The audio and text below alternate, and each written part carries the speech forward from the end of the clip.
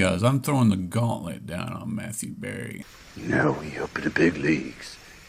Yeah, I'm challenging his fantasy football rankings. Berry might be the most prominent person in the world of fantasy football. He's grown a fantasy website, wrote a book, and worked as senior analyst for ESPN. He's been on The Tonight Show and even appeared in Avengers Endgame. Now I'm going to take him down. If you ain't first, you're last. Here's the basic setup of the challenge. First, I'll choose 10 player rankings consisting of quarterbacks, running backs, or wide receivers that Berry has posted on his website. I'll then counter his pick with a player whom he has ranked below that initial player. Third, to win each matchup, my player has to score more fantasy points than his this week. That's the basic setup. To save you from going through the complete list of rules, they'll be listed in the video description below. So let's get started. His first player ranking that I challenge is of Chicago running back David Montgomery, who is playing Philadelphia at home this week. Berry has him listed as RB13. I don't see the game script favoring Chicago here. Montgomery might have to settle for getting most of his points in the passing game, and we know that Justin Fields' arm isn't his bread and butter. The Philadelphia defense is solid, and I just don't see the game going well for Chicago. I counter his pick with Baltimore running back J.K. Dobbins, who's playing at Cleveland this week. Berry's got him listed at RB30, which is a difference of 17 spots. Dobbins just came back from the IR and went 15 for 120 and a touchdown. Baltimore is leaning heavily on their running backs after the injury to Lamar Jackson. The other Baltimore running backs may get some volume, but I expect Dobbins to have a strong game against a Cleveland defense that's weak against the run. His next player ranking that I challenge is of San Francisco quarterback Brock Purdy, who is playing at Seattle on Thursday night. Berry has him listed as quarterback 13. San Francisco's coming off a blowout win against Tampa Bay. While Purdy was efficient and threw 2 touchdowns, he only threw for 185 yards, and San Francisco rushed for 209. This game is a do or die for Seattle. If they lose, it crushes their chances to win the division and puts them behind in the chase for the wild card. Seattle's play in this game is sure to reflect its importance, while San Francisco's cruising with a string of blowout wins. Also, with the hostile environment in Seattle, I'd expect Purdy to see his most adversity to date. I counter his pick with Indianapolis quarterback Matt Ryan, who's playing at Minnesota this week. Berry's got him listed at quarterback 25, which is a difference of 12 spots. I'll admit, Indianapolis is a terrible team overall, and their offensive line has been atrocious all year long. However, this game might be unlike any they've played. Minnesota has hands down the worst pass defense in the league. In the last 3 games, they've let Mac Jones throw for 382, Mike White throw for 369, and Jared Goff threw for 330. Indy's coming off a bye to prepare, and they have plenty of talent in their offense to score.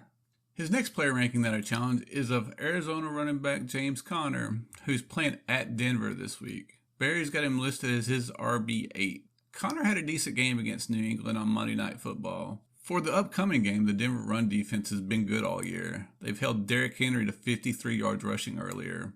Arizona may lean more on the run, but their offense hasn't been great with Murray, and it's hard to believe McCoy at quarterback will increase Arizona's red zone opportunities and efficiency. I counter his pick with Philadelphia running back Miles Sanders, who's playing at Chicago this week. Berry has him listed as RB14, which is a difference of 6 spots. Philadelphia is on a roll right now. Their offense centers around their mobile quarterback and the running game. Chicago's near the bottom of the league against the run. The game script indicates Philadelphia should have the lead and allow them to pound the ball. This is a perfect recipe for Sanders to keep it rolling with a big game. His next player ranking that I challenge is of Jacksonville wide receiver Christian Kirk, who is playing Dallas at home this week. Berry has him listed as his wide receiver 15. Jacksonville's coming off a game where they destroyed Tennessee.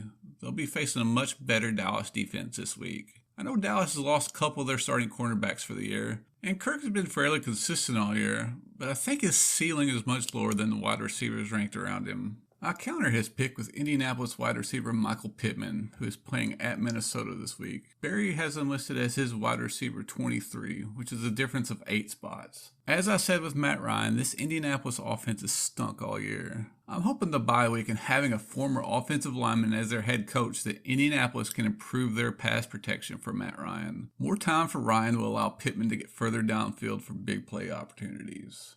Also, there's no denying that Pittman is a talented wide receiver. He's got a perfect matchup against the NFL's worst pass defense in Minnesota. His next player ranking that I challenge is of Detroit wide receiver Amon-Ra St. Brown, who is playing at the New York Jets this week. Barry has him listed as his wide receiver 5. Just recently, the Jets have held Stephon Diggs to 3 catches for 37 and Justin Jefferson to 7 catches for 45 yards.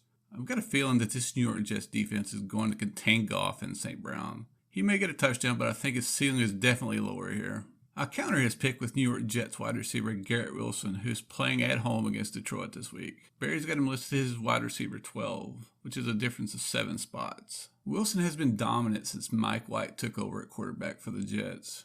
He'll be playing a Detroit defense that just got scorched for over 200 yards by Justin Jefferson. My only concern here is Mike White's health and his ability to hang in after getting pummeled. His next player ranking that I challenge is of Cincinnati running back Joe Mixon, who's playing at Tampa Bay this week. Barry's got him listed as RB6. Mixon returned from concussion protocol to play last game. Samaje Perine performed well in his absence, and I would expect Perine to cut into Mixon's workload some going forward. Tampa has historically been a good defense in defending the run, but they've been gashed the last few weeks by Christian McCaffrey and Nick Chubb. I'd expect them to return to their identity and make Cincinnati beat them in the air. I counter his pick with Dallas running back Tony Pollard, who is playing at Jacksonville this week. Barry's got him listed as his RB11, which is a difference of 5 spots. I have to admit that this pick may be the one that I have the least amount of confidence in, but I can't argue with the results Pollard has shown. He scored 20 more fantasy points in 5 of the last 6 games. He's splitting some time with Elliott, but he's getting at least 14 touches a game. He's playing a Jacksonville defense that just surrendered 121 rushing yards to Derrick Henry. I anticipate Pollard to keep this streak alive. His next player ranking that I challenge is Tampa Bay running back Rachaad White, who's playing Cincinnati at home this week. Barry has him listed as his RB23. Even with the GOAT as their quarterback, this Tampa Bay offense has been mediocre of late. They've also been playing from behind as well. White only has a single 100-yard rushing game this year with 2 total touchdowns. Fournette is back from injury as well to scavenge some carries. White will get consistent volume, but his ceiling is severely capped. Not to mention he's facing a Cincinnati defense that just held Nick Chubb to 34 yards rushing. I counter his pick with Washington running back Brian Robinson, who's playing at home against the New York Giants this week. Barry's got him listed as RB28, which is a difference of 5 spots. In the last game against the Giants, Robinson touched the ball 23 times for 111 yards of total offense. Even if some of those touches were in a full 15 minutes of overtime, he doubled Antonio Gibson's touches. He gets to play the same Giants team that got gashed for 253 yards rushing against Philadelphia last game. His next player ranking that I challenge is Tampa Bay wide receiver Chris Godwin, who's playing Cincinnati at home this week.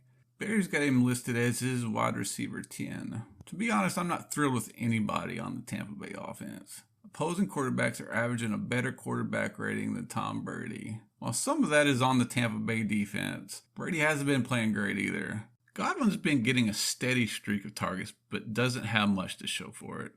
I counter his pick with LA Chargers wide receiver Mike Williams, who's playing at home against Tennessee this week. Barry has him listed as his wide receiver 18, which is a difference of 8 spots. Williams returned from injury last game to put up over 100 yards and a touchdown against Miami.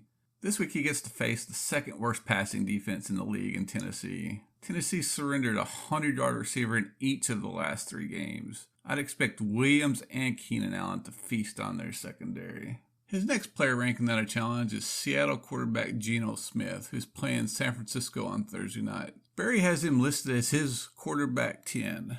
While I expect Seattle to be competitive this game, it doesn't mean I think Geno will do well against this San Francisco defense. He's coming off a 2-interception game and a defeat to Carolina. I think he'll have marginal success, but hardly a stat line worthy of a quarterback 10 this week. I counter his pick with Minnesota quarterback Kirk Cousins, who's playing at home against Indianapolis this week. Barry's got him listed as his quarterback 14, which is a difference of 4 spots. That terrible Minnesota defense has forced Kirk Cousins into pass mode in about every game. He's coming off a game where he threw for 425 yards against Detroit and lost.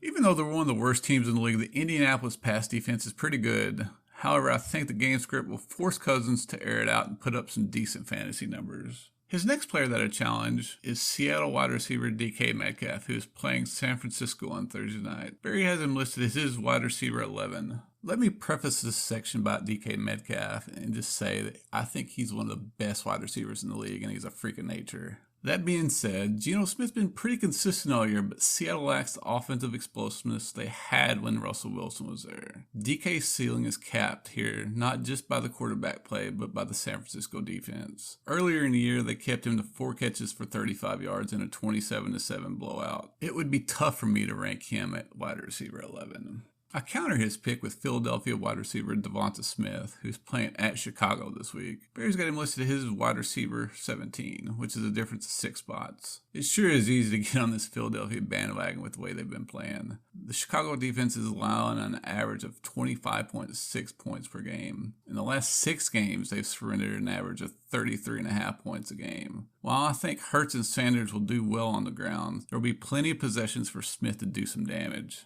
Stay tuned next week when I'll be throwing down again with another fantasy football celebrity.